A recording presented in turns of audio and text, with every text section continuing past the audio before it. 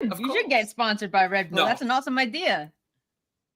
All right, let's go. Right. We are live, guys. So Oh, okay. enough of the bullying. Enough of the bullying. Come on, I'm joking. I'm joking. Welcome all. How are we? Doing I'm good. doing It's Friday. awesome. How are you, Woo. Andrea? I'm good. And yourself? Can you hear me? Busy. Keeping very, very busy. Yeah, man. Absolutely. So, how are you Yes. doing? Absolutely. Welcome, Richard. Thank you so much for having me. I'm excited. I can't wait to be able to sit and chat with you guys. I love this show. I love everything you guys are doing. And I'm truly humbled and honored just to be able to be in your presence today. It's great to have you aboard. Anyway, to pay it forward, that's what I do. Adam, are we on a delay? Because I think you're on a delay, my friend. Yes, we are. Okay. Right. I'll jump out and I'll see what's correct. Okay, yeah, because right, you're in and out. Okay. Just keep talking. Okay.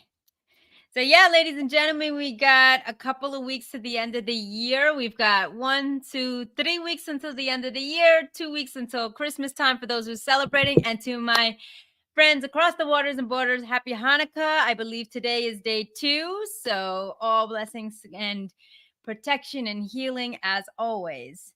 So without further ado, while we're waiting for Adam to come back, Richard, give a brief introduction of yourself and welcome to Mental Health Warriors.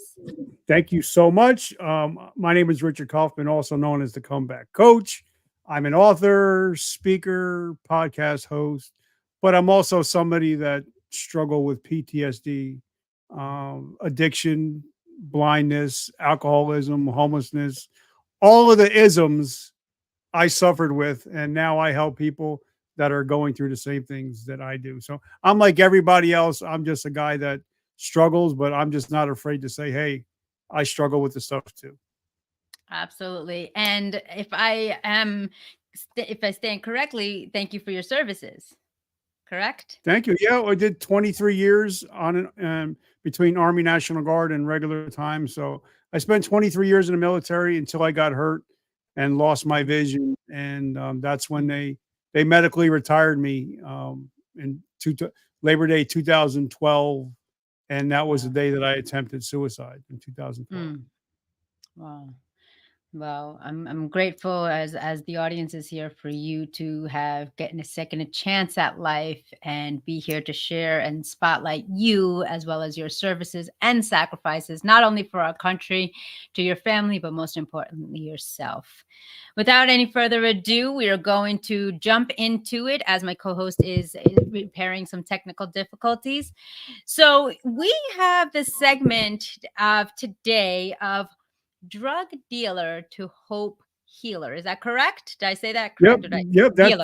That's one of my taglines. Is because some people ask me, well, what do you do? And I said, well, I went from dope dealer to hope dealer. Right. So I want to give people hope and Mhm. hopefully get them off dope. That's one of my taglines that I actually use. All right. So let's jump into it. What has gotten you upon this journey to take life in your own hands in my teachings of what I call the path less traveled of choosing to press play, plan life according to you? Where did it all stem from? Well, everything culminated, and then we could talk about whatever. But Yeah. I almost went to I got thrown out of the military for being a drug addict and alcoholic.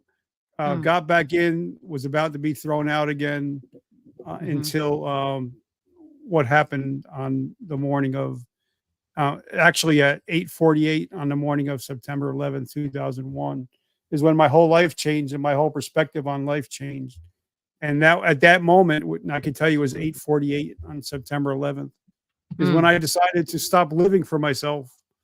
And I asked God, I said, give me another chance at life, and I'm going to dedicate the rest of my life to helping people that can help themselves. So that was my play. That was my literally my come to Jesus moment was 8:48 on September 11th, 2001. Wow. Wow. And so what would you say some of the pivotal or struggling moments that you had endured, whether it be from society, family, or even, a lot of us not really are able to identify as a victim of abuse or bullying, but sometimes it's of the mindset. What would you say was those pitfalls, if you will, during the journey? Well, for me, my father left when I was 3 months old. My mother was an addict, an active Mm. addict, but now she's clean, going on 30 years. So thank God for Oh, that. Uh, congratulations. Yeah. I pretty much raised myself, and Okay. by the age I had my first drink at 11, and I was a full blown alcoholic by the age of 13. Hmm. Joined the military, got thrown out for being a drug addict, got back Mhm. in, was almost going to be thrown out again for being an idiot, Mm. and Mm. until 9/11 happened, and Mhm. then I got hurt in a training accident and lost 80% of my vision. That's why Oh, you see wow. me wearing these stupid glasses, so I can Mm. read. And Mhm. but then I lost my military career because you can't see, you can't shoot, we don't need you. Mm. Well, who am I if I'm not Sergeant Kaufman? Well, who's Richard? Right. And I attempted suicide that day, but my 6-month-old daughter saved me, and I'm sure we can talk about that later. Mhm. Yeah. And Okay. but then, you know, uh, it was a chance meeting with a gentleman named Mr. Gary Vaynerchuk that Yeah. set me on the path that I'm on right now. But Wow. for the people that are listening, um, one of my mentors is Mr. Ed Milet, and Mm. something that he told me, he said, "Rich, nothing in your life has ever happened to you. Everything has Mm. happened for you. So Right. everything is a teachable moment." So for Mm. me, I don't know what you guys think about Grant Cardone, but for me, when he Mhm. says that, whatever happens in your life, it's your fault, and to take Mm. charge of whatever happened. Because I know a lot of people, if they're not successful in life, or if they're failing, their marriages are failing, they're blaming everybody else instead of Right. taking the blame on themselves and say, okay, if I have a screwed up life, Mhm. I'm the one that's I'm the one that's living the life. So Right. I'm the problem. So the only one that can fix me is me. Right. So I think, in order to get clean, sober, or whatever, you have to take 100% accountability. So what's ever happened in my life, I don't blame anything on anybody. It's all my fault. So whether I Mm. win, whether I lose from this moment on, it's all my fault. Interesting that you say that. And thank you so much for sharing your transparency and vulnerability. My coach, Les Brown, has, what triggered me to follow his lead is, are you going through it or are you growing through it? And it's really kind of put into perspective of how society and the external influences say the blame game, or it's your fault. I'm very particular with words, so I would change the channel to say it's your choice. And everybody's out there, I know you're kind of cringing or kind of tilting your head or raising a brow, if you will. Well, why would I choose to be an addict? Why would I choose to be violent? Why would I choose to be, you know not making profitable money? Well, it's not that you deliberately chose, but the actions and behaviors at your mindset at the moment aren't steering you in the right direction. And I'm glad that you have mentioned your mentor, as well as, for those of you for in UK, if you don't know who Gary Vaynerchuk is, he's a big deal. Gary V, what he also goes by in America, he's a powerful influence. And so I think we must spotlight and highlight that it's a choice, as Adam has just chosen to rejoin us. Welcome, Adam, back. If you could hear us, I don't know if he's on delay. Yeah, but yeah, it's Hi. definitely a choice. And it's not to critique or put hardship upon ourselves. It's about to take personal assessment, take personal reflection. So in that regard, Adam, welcome back to the show. And so we were just sharing, Richard was sharing his tributal moments. I'm not sure if you were able to watch it on playback or live on another device. And he was sharing that, we have to take accountability. We have to take responsibility for our actions. And that, your life is a result of your thinking. Yeah, because I mean, I'm going to be 55 next month. So if I'm treating my wife bad and I'm using the excuse, well, my father left me when I was 3 months old, that doesn't hold any water. It's all about the decisions I make today. Because if you want to know where you're going to be in 5 years, it's the habits that you have today. So in order to change your life, because even in the rooms of AA or NA, they say time takes time. But if the only way I can get to 35 years sober was one day at a time. So you can only change the present. You can't change the past or the future. You can only change whatever decisions you're making in the next moment. Absolutely.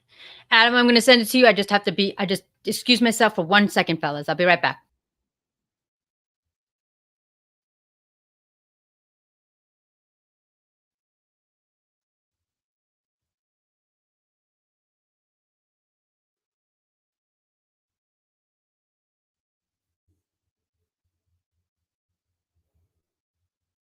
I think you're muted, brother.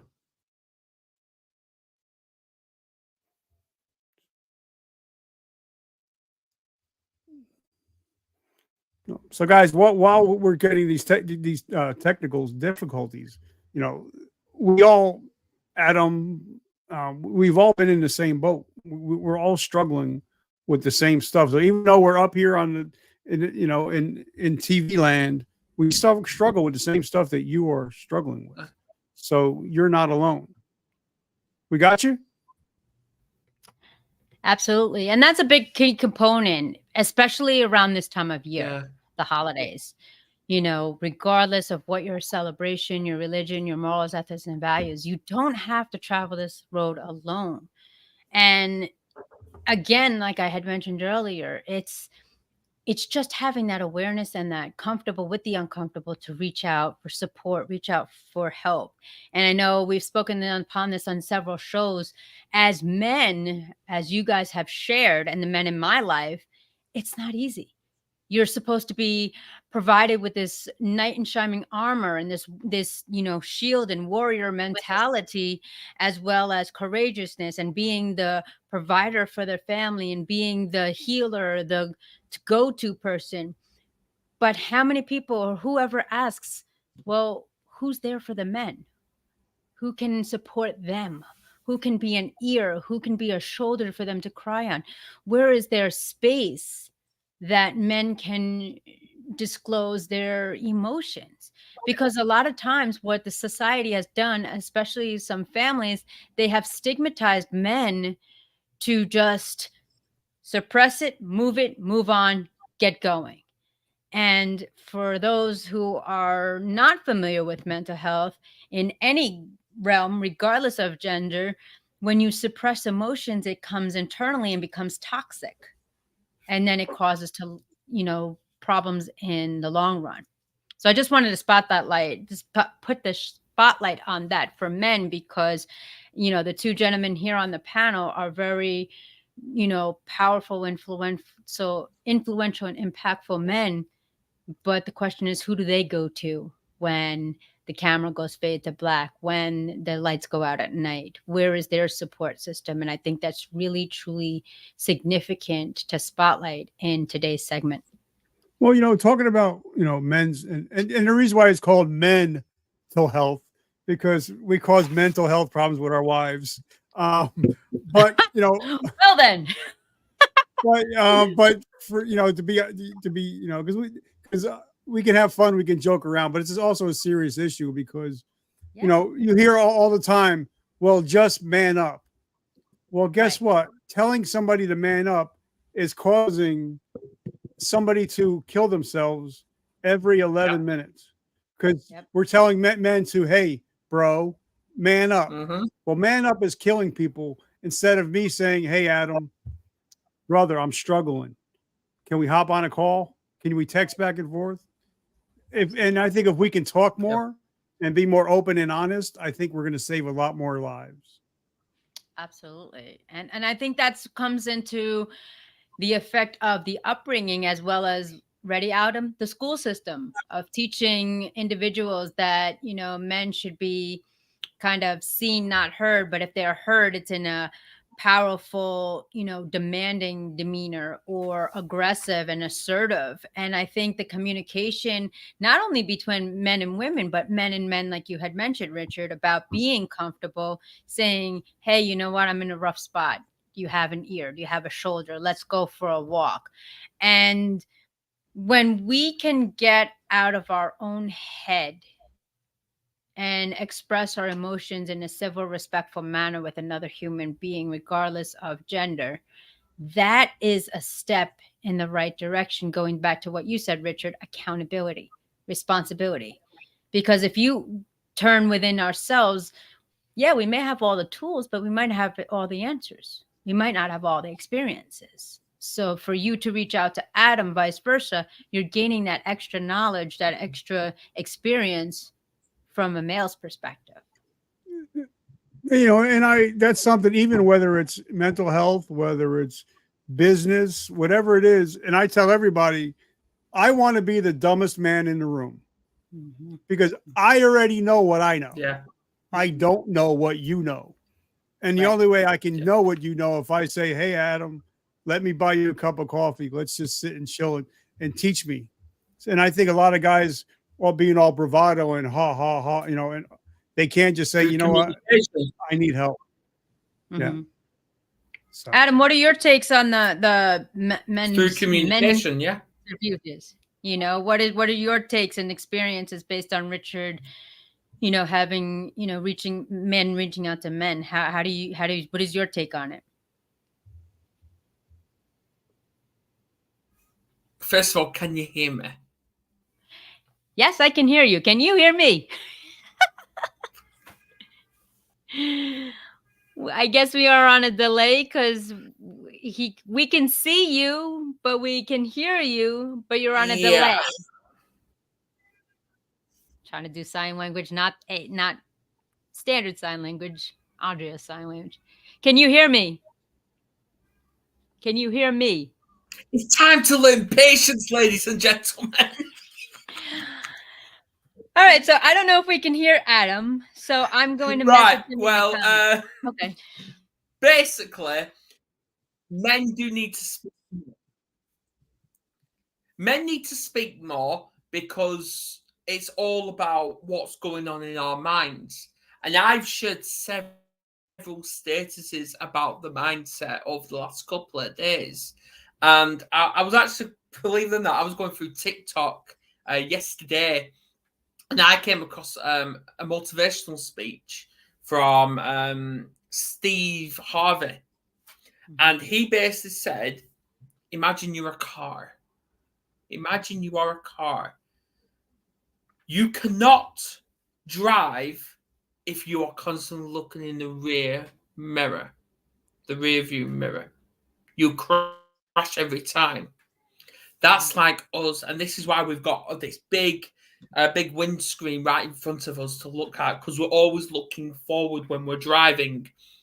Why can't we do that in life? Instead of looking what's behind us, use that as a lesson to move forward.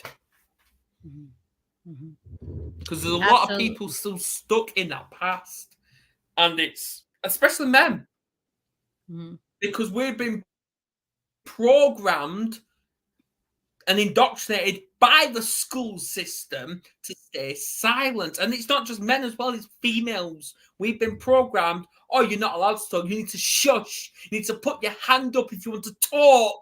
It's like, no, talk. Absolutely. I'm not sure if Adam can hear me, but I think that's a great point. And Richard, I want to get back to as far as the communication, as far as what Adam is saying with regards to men's mental health in your regard. Now, someone would question, well, how could you go from dope dealer to hope healer? I keep messing it up. I gotta look at it from drug dealer to hope dealer, correct? Yep, there you go. And I'm getting it, ladies and gentlemen. I may be slow, but it's all good in due time. That's what my test. I test people's patience. But in regards to that, what would be the transition? Because here's one of my thoughts, and I welcome people to comment below, share, like, and share this out. As far as going into the military, then getting released and coming back, and then still having that mindset of not fitting in, or not being where you want to be, and then having that test of fate to your life, and then we can go into your daughter's saving grace. I guess somebody would say, well, if you're in the military, how could you have that mindset? So I'd like you to shine on that a little bit, if you will. Well, I joined the military at 17 years old because Mhm. in my life it was either go to jail or join the military, and I did both while I was in the military. And the military is an amazing thing, but you can pick up some bad habits. Now, I was the extreme measure. Most guys can join the military, have fun, have a few drinks. That wasn't me. I never planned on living past the age of 20. So my thought was, I want to live hard, die young, and leave a good looking corpse. So that was my thought. So I just traveled around the world and partied. So for me, I was living on the edge every single day. And then, hey, I get to shoot stuff. I get to play with tanks while also be able to live this life. So I am the exception. I am not the rule whatsoever. 99.9% of our military personnel are squared away and they are heroes. I just took everything to the next level. And even in my life now, I take everything to the next level. For me, there is no middle ground. Either I can't have a drink, which I haven't had in 35 years, or I'm going to drink myself to death. There's no middle ground with me. And that same thing in my business. Either I'm going to be the best podcaster in the world, or I'm not going to do it at all. So I am the total exception. I am not the rule of all military personnel. Right. And I commend that, and I honor that, as well as giving 100% or not giving anything. I don't give anything less than 100%.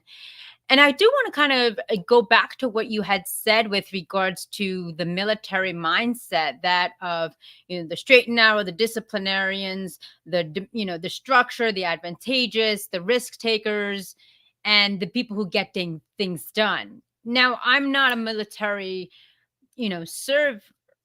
I've never served in the military. I did want to go. I did have a recruiter come to my house, so I was just there, but my family had redirected me.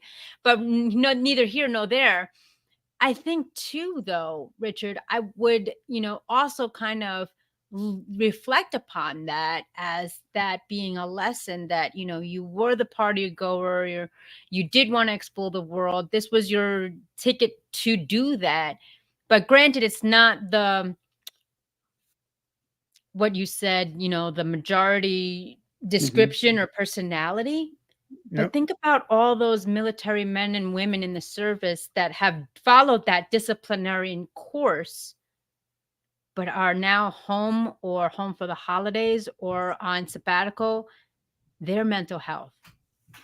How do they know not to be anything other than rigid, disciplined, determined, and driven? Because think about it, and I don't want to go down this rabbit hole either. I want to stay the course, and I'm going to have my UK delayed buddy, Ginger Adam, kind of keep us on track, but also saying that, the holidays are emotional.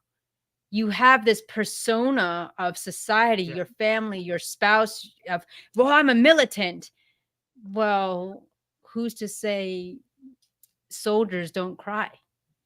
And so I'd love for you to kind of spotlight on that, yes, you didn't follow suit of being the rigid disciplinarian, stay in on course. You did serve regardless, some way or the other. You do have the credentials and the experience that we always talk about on this show, but you're no different in a positive way, that you, as long as other servicemen and women, still have to learn, just as humanitarians, of emotions. Well, but now, like I said, after September 11th, I turned my whole military career around. Right. After that, I was the ultimate soldier. I actually won Soldier of the Year. So I became that highly disciplined guy. And so from 849 on September 11th, my whole military career totally flipped its edge. But something about military personnel or first responders, a lot of people don't know that we know how to compartmentalize. We know how to shut things off. Like, I got 3 beautiful children. I got a beautiful bride. I'm very gentle with my kids. I'm very gentle with my wife. But if I have to defend my wife, that's when the old man comes back down off the mountain. Gotcha. So, Right. military personnel and veterans and, first responders, we know how to compartmentalize. Right. Like we can be really at the kitchen table, we can be calm, cool, collective. Yeah. And then, okay, and the next day we're over in Afghanistan or in Iraq doing stuff. So we're taught how to compartmentalize, and sometimes that's not a great thing, because eventually, when you do retire or take the uniform off for the last time, now all that stuff you compartmentalized is sitting in the back of your brain, Right. and now you have to deal with the stuff that you haven't dealt with for the last 20 or 30 years. So it's a good thing, but it's a very bad thing sometimes. Right. It's that double-edged sword, just like, it's not equivalent, but similar of the social work and psychology realm, looking at the traumatic candidates, patients, homeless, beaten, all the different titles or diagnoses that were given. You can't unsee that. But again, with proper training, you can say, well, that's in that box. That's in that box. You can sit at the kitchen table with your family, be jovial, but every now and again, it will creep up on you based on the emotion and level of frequency that you possess. Adam, and the hard thing is, if you know a veteran or a first responder, there's certain things that we can't shut off. Like Right. I've been out since 2012. I still can't eat before my wife eats, before my kids eat. I have to be the last one eating. I always have to be the last one as we're walking. So I'm making sure that they're okay. I'm also always, when I sit down, I can't have my back towards the door. I'm always looking, hyper vigilant. So some of that stuff we can't, it's hard for us to shut off because that's how we're trained. Absolutely. Absolutely. Adam, your thoughts, my friend? Yeah. I want to pick up on that. Well, I know we're going to be here for about another half an hour for me to just get one sentence across. But I know Miss Liz has a question, which obviously I'll put up now. And it's surrounding you, Richard. Where basically you to go from the old you to obviously transformation into this guy you are now. Well, there's actually two things, actually 3 things that happened in my life. And I put it all out in my book, but the first one was, I actually robbed a police officer and was looking at 5 years for grand larceny, but he gave me a break and didn't send me to jail. That was the first one. The second one was on September 11th, 2001. I was about to be thrown out of the military at the end of September. And I had a come to Jesus moment when I seen them pulling bodies out of the Pentagon. And I realized how much of my life I've wasted, and about how these poor people and soldiers and people on the 342 police officers and firefighters that ran into the building didn't come back home. And I realized, at that moment, I'm like, God, let me help people that can't help themselves. I'm not going to live for myself anymore. I want to live for others. And then the last pivotal moment was the day that I attempted suicide on in Labor Day 2012. And that's why I normally wear a t-shirt that says, "Today I decide," because those are the 3 most important words in the English language. But I think that those 3 things is what actually shaped my life and shaped what I'm doing. So it's not just one thing. It was it was God calling me at certain times in my life and trying to wake me up. And eventually I had to say, okay, God, you're it. There's a God. I'm not him. So do what you want with me. So I think those are my 3 wake up moments. Interesting, very powerful. Thank you for sharing. And yeah, it's based on personal experience and what we've seen on a series of shows that I've actually been able to, you know, humbly and gratefully be a part of. That's really the underlying thread is, you know, vulnerability, and then realizing, you know what, you don't have to control everything. Whatever your moral ethics and value and belief, there's a higher power, a higher source. And when you realize that, and which I love what you said, Richard, is what I say as well, be service to others. And that's all you got to serve. And, you know, it's, you know, one of the experiences I had recently was really questioning individuals about quantity versus quality, you know, because you can have the most abundant lifestyle, but if you don't have quality to it, if you're flaunting it or you're expressing it, what's the quality in it? You know, and so the quality is showing up every day. The quality is what Richard and I mirrored when I did his podcast and we connected some time ago, giving 100%, nothing less. Quality is remembering what your mission is. You're not here to control others. You're not here to control anybody's life. You're really here to make a choice every single moment. So ask yourself this holiday season, ask yourself this every second of your life. Am I being or providing quality or quantity? And then be bold enough and brave enough and ask, am I setting expectations of others or going to be in alignment with others who just want quantity versus quality? Because what is it in there? Then it's in what's in it for them game. When they're asking about quantity, it's usually about what's in it for them. When they're asking for quality, that's when they really value your time, when they really value your presence, when they really value your vision. So be mindful of that when you take that with you today, based on today's segment with Richard, being a service to other. We're not in control as we are today. We do have a right of free will to choose, but are you giving quantity or are you giving quality? Because to be quite honest, I've saw several means. Somebody gives you $20 and they go through the whole thread of what they did and how they did it. And then spoiler alert, the end is, well, I gave you $20 what it was my receipt. And the other person was, I gave you $20 because that's all I had. And that's all I wanted to give. I wanted to give of myself to help you. And then the other side of the coin of that is when you're asking people about statistics, ranks, you know, what socioeconomic status are you, what's your religion, what's your belief system, what is, you know, what's your family lineage, what, et cetera, et cetera. That's when they're seeking for quantity. You can give someone 3 seconds of your life and save their life, or you could give them 3 hours of not even paying attention. Food for thought. Back to you, Adam. Who's on delay? Yeah, I totally agree. Because it's good, be a service to others, but you have to start with being a service to yourself and find out how do you serve yourself? How do you value you? Because we all have relationships, whether it's with kids, whether it's with the community, whether it's with whatever. The relationship starts with yourself.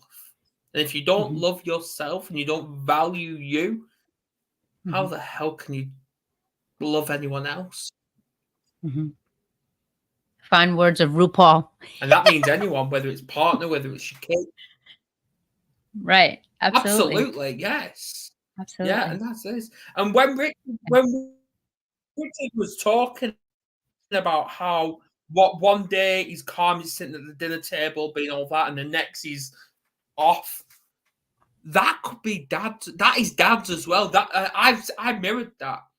Where fair enough, I've never served in the army, but I remember sitting at the table, I was calm, I was relaxed, I was eating, stuff like that.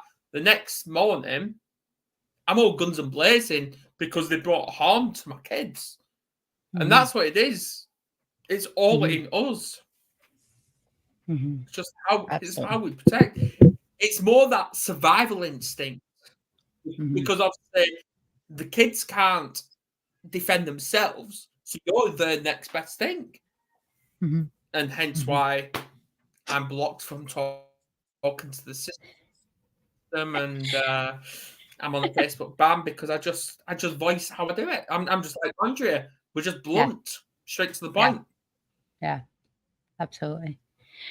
Richard, I know you wanted to circle back on the segment later down on the time, and I want to be mindful as we're hitting the mid mark of this segment was with regards to your daughter.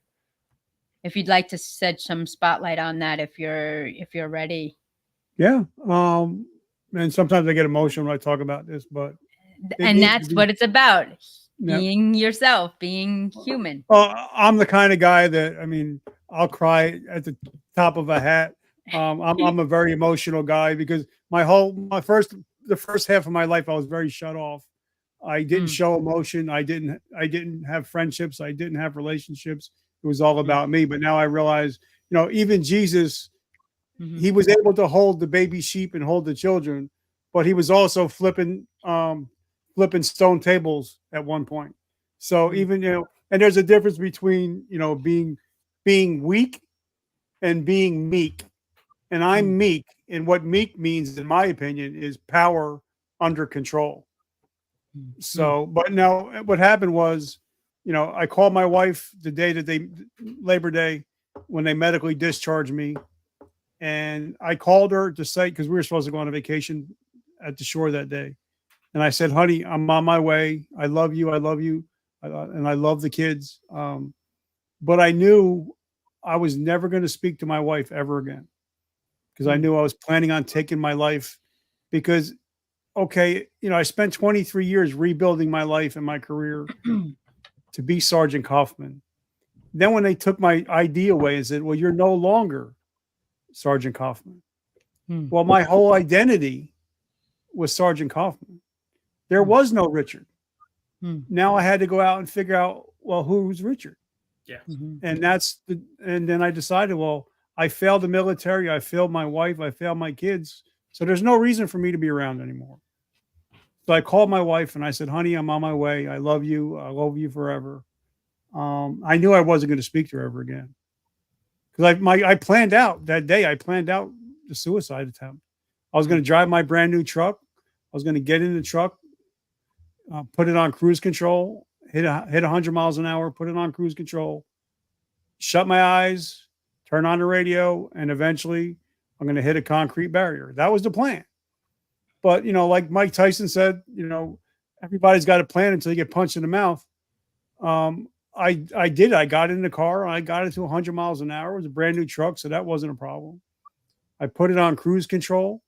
I turned on the radio, and I just sat back and took my hands off the wheel, and I could feel the car just creeping. I knew probably within a minute I'd be gone.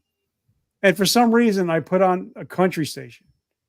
I don't even like country. I didn't like country at the time. I was a metal guy, hard rock guy, but I put on country, and there was a song, I think it was by George Strait or Clint Black, I think, one of them. It was called, it was a song about how a father was looking through the glass as his daughter was being brought out. It was called I Saw God Today.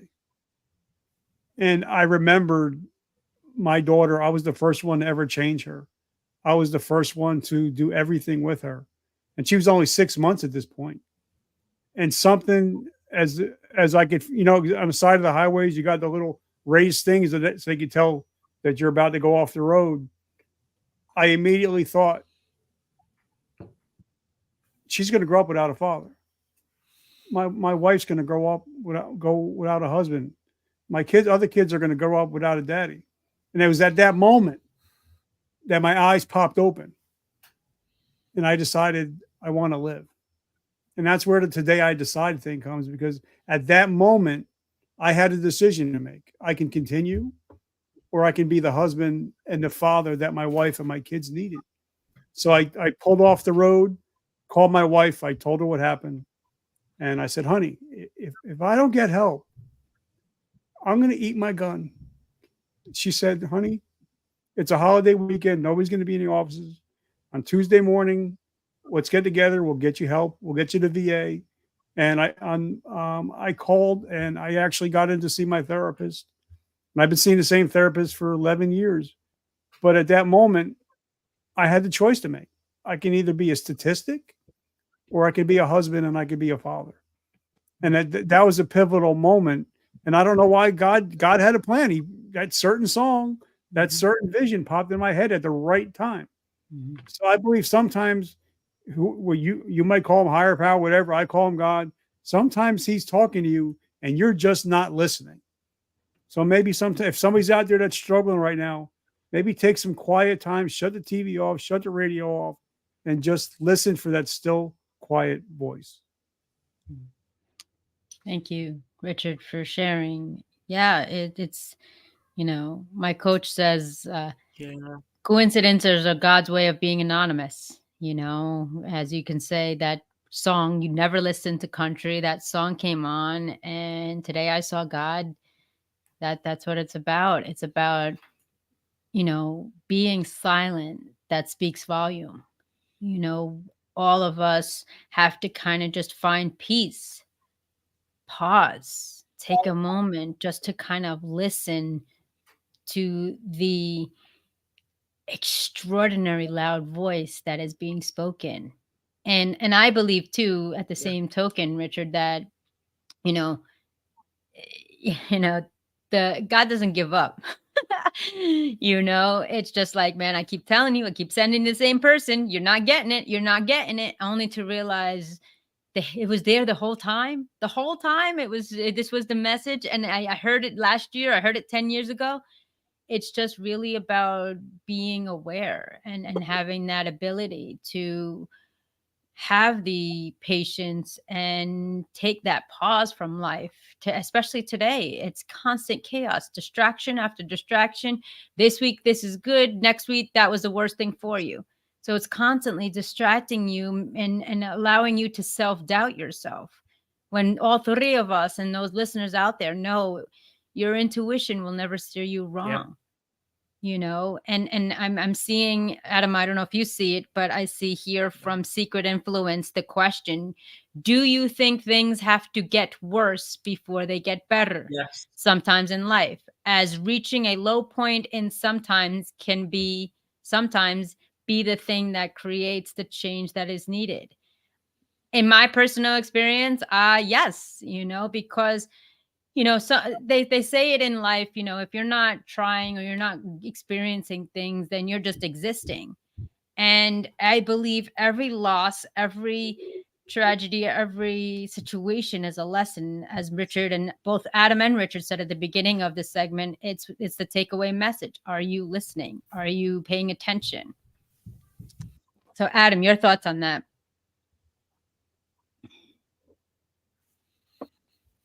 He's on delay. It is. It's all about listening. Mm-hmm. And that's exactly what it is. Because listening is the most powerful thing ever. And if you're not listening, then there's something wrong with you. Mm-hmm. Mm-hmm. And it's not easy to listen. And yeah, it's not easy to listen. Nick, that secret way, it is. Oh no, it's not. It's not. It's not easy to listen. I admit it's not, but it's possible. It's a choice. It's a choice, and as it is, you have to go through the bad to get to the good. It's that simple. And if you feel like you're quitting, no, you only quit is if you stop trying. And I can't remember who said that, but there's that phrase in it. You only quit if you stop trying. Right. And that's what you do. You just have to keep pushing forward. Right. And then there's also, I know from, I'm an avid student of Earl Nightingale. He says after, After rainstorms are rainbows, after wars are rejoice, after nights come days. So it's all about the perspective that we look into an experience that, my grandfather used to say, better days are coming. You have to go through this because we believe, or you have the choice to believe, this is a teaching that you have to go through to get where you want to be. And that's basically the umbrella of what Richard was saying. I had to go through all of this to find out and create who is Richard Kaufman right now. Yes, he lost his identity. And that's what I talk about in my speeches and segments. Create your own identity through life's adversities, because that carving you out of been there, done that, had that experience, don't want this, do want this, making a conscious choice. And that's who your identity is. And to piggyback off what Adam is saying, living that lifestyle as well, being and acting who you want to be wholeheartedly, with the good, bad, and the ugly.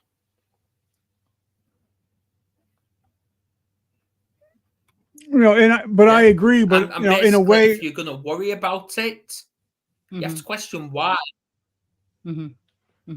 Because if you're worrying, like I've just come across this statement now, which I shared a few days ago. Worrying does not take away tomorrow's trouble; it takes away today's peace. Right. Yeah. Go ahead, Richard. What are you saying? But I also believe that our lifestyle. Oh no, the tape delay I know gives you a fit, but I believe that we are the total of the questions that we ask ourselves, and if we're not getting where we want to go in life, we're asking the wrong questions. So why should I? My grandfather always used to say, you don't have to reinvent the wheel. So if somebody's listening today, you don't have to have a suicide attempt. You don't have to go down the road of destruction that I did. If you just listen to me and realize, hey, he knows what he's talking about, and he's going to tell me how I don't have to go through that. So just ask yourself, I don't want to go through that. So what do I have to do not to go through that? Because I tell everybody, there's many times I would go to an AA or an NA meeting and somebody would say, you know what, I'm not at my bottom yet. And then I would talk to somebody like, hey, I haven't seen so-and-so in a couple of days. Have you seen him? You're like, you didn't hear? He overdosed. Or, he drank himself to death.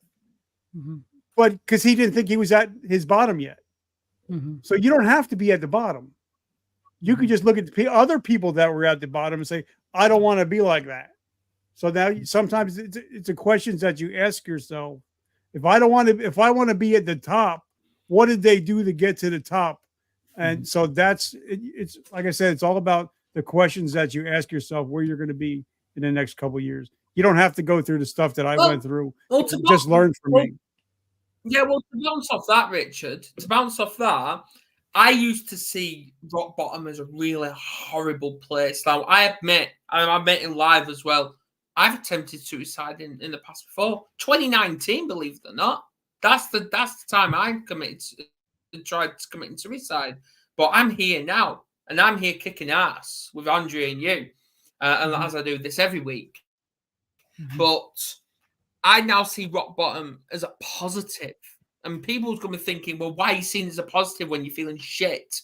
Well, yeah, you do feel shit, but you feel like you're at rock bottom. You can't go any further down, and you feel like these walls are closing in on you. Well, okay, you can't look left and right because you've got something closing on you. You can't go any further, so you can only go back up. That's bouncing back up, which is a positive. And yes, there's going to be people there to listen, to let you rant at them, scream at them, whatever. Do whatever you need to do to respond to that. But you have to make that first move. And then everyone else will come and help. That's as it is. Because I always say to my kids now, they're always asking for help. And I'm like, okay then. But there's a difference between us helping you and us doing it for you. We're not doing it for you.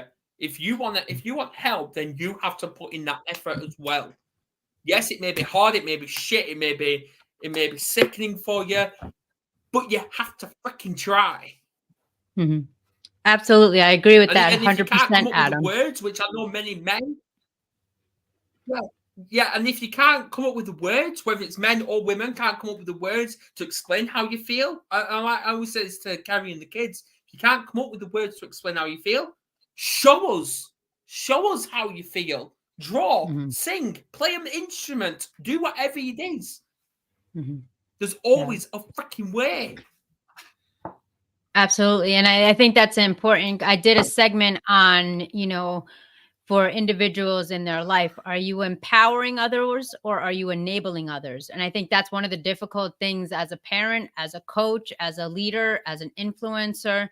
It's you want to help people, but you have to draw a boundary of, hey, I'm here to help you, walk beside you. I've been there, done it, but I'm not going to do it for you. And that's when you really separate those who are ready to take action and those in whose psychology are the pre-contemplation stage. Well, I do want to help, but I'm not ready to do the work.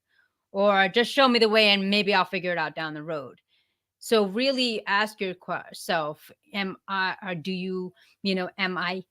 enabling someone or am I helping someone to empower themselves? And I think that's the big key as well in there as well.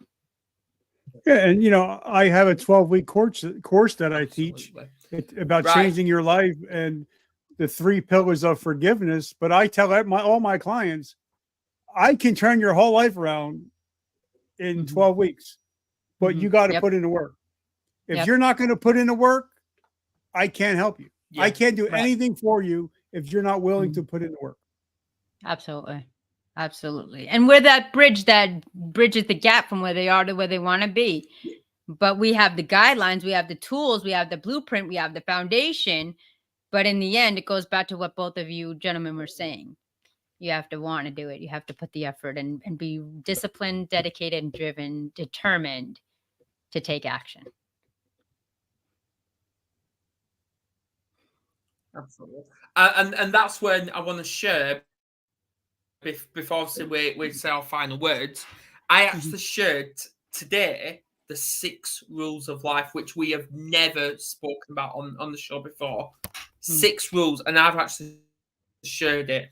Number 1, make peace with your past so this doesn't disturb your point. Is see the present as a gift, like someone's gifting it. Yeah.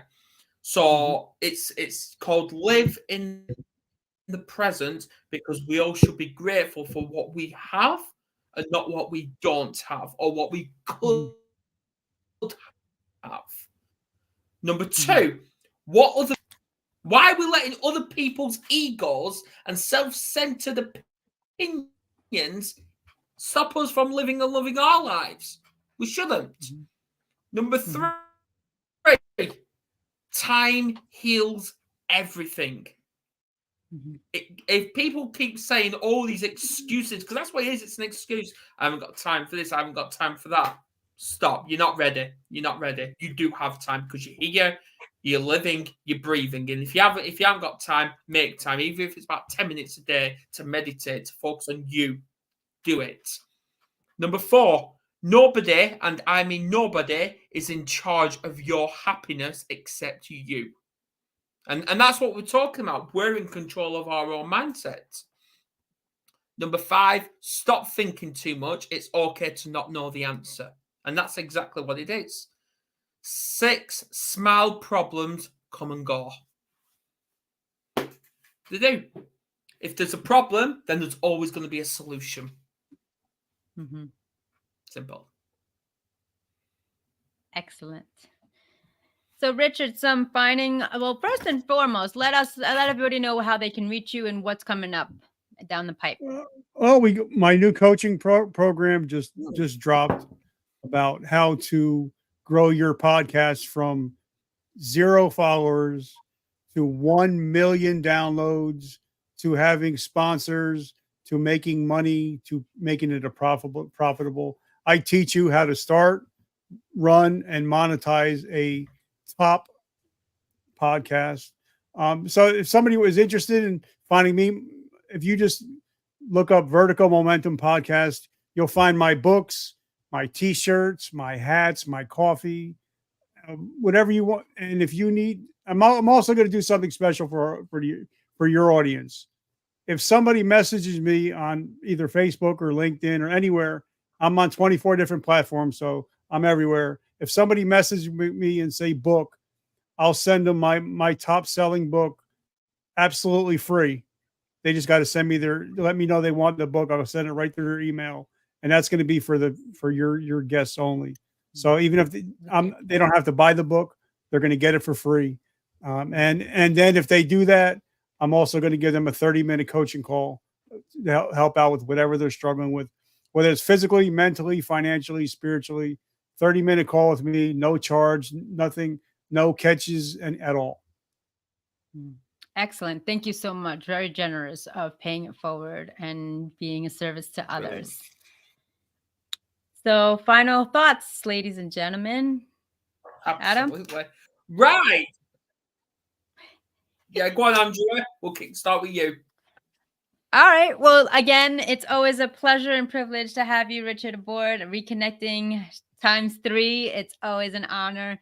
Thank you so much for your services and sacrifices. Ladies and gentlemen, as I always say, in life, you have a choice. So choose to press play, plan life according to you, and make sure that you follow your heart, not the herd nor the hurt, for success and joyfulness are on the other side.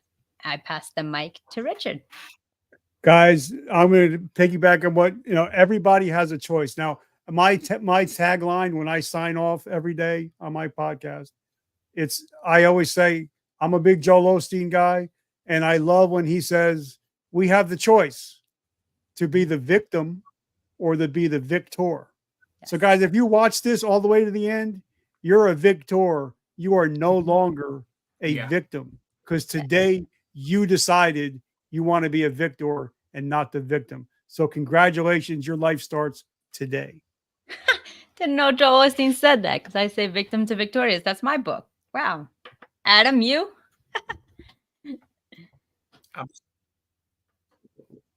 Absolutely.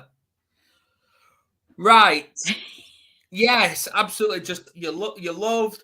Get up every morning. Don't see making your bed as a chore. See it as an achievement. Then accept it, acknowledge it. And on that note, our topic for this has come to an end, but this podcast, the level of it is going to carry on to next week for our final show of the year, when we welcome Annette Chiappe, all the way from Canada, onto the show. And while we're discussing Andreas' topic, which is the creation of evolution with a new resolution.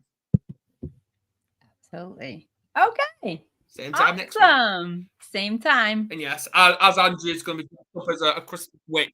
All right. Exactly.